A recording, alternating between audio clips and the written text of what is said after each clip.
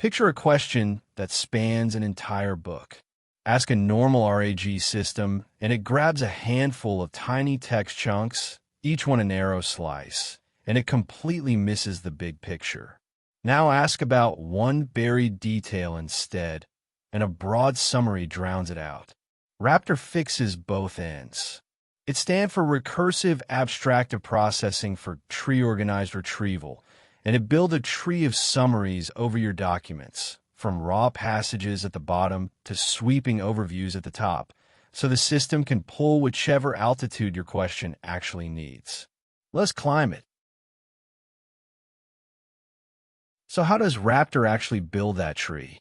It works from the bottom up, one layer at a time, and every layer is really just 4 moves repeated.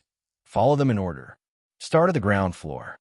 RAPTOR slices your documents into short, contiguous passages, often around 100 tokens each, and embeds every one into a vector. These raw chunks become the leaves of the tree, the most detailed layer, where nothing has been compressed or paraphrased away yet.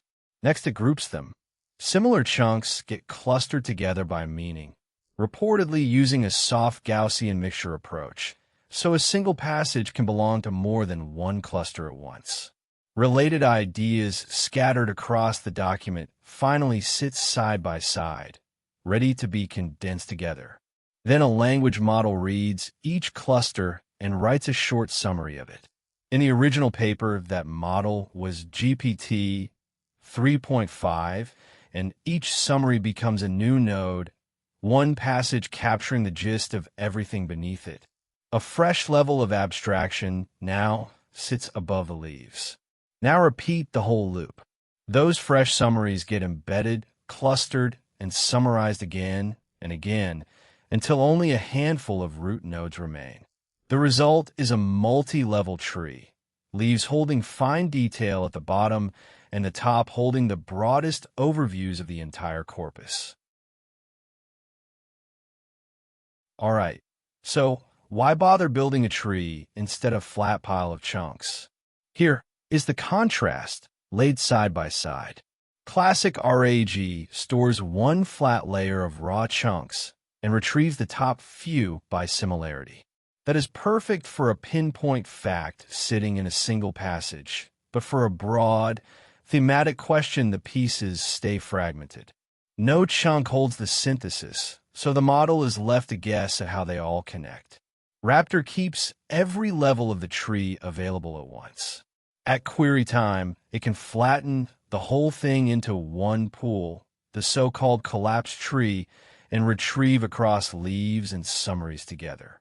A detailed question pulls a leaf, a holistic question pulls a high-level summary, and multi-hop reasoning gets its synthesis pre-built.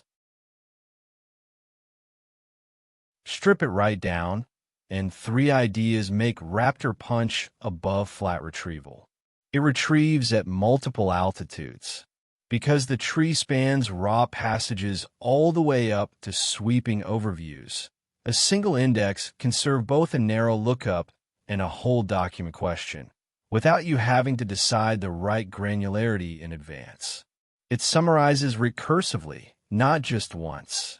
Each layer condenses the layer below it, so context that was scattered across dozens of pages gets folded into compact nodes that the model can actually fit inside its context window. It reportedly lifts hard benchmarks. Paired with GPT-4 on the quality reading comprehension set, RAPTOR set a new state-of-the-art in the original paper, and it shows its biggest gains on questions that demand reasoning across a long document. All right, let's lock in what actually matters. RAPTOR stands for Recursive Abstractive Processing for Tree-Organized Retrieval, a method that turns a document into a tree of summaries instead of a flat bag of chunks. It builds that tree from the bottom up by embedding chunks, clustering them, summarizing each cluster with a language model, then recursing on those summaries until it reaches a root.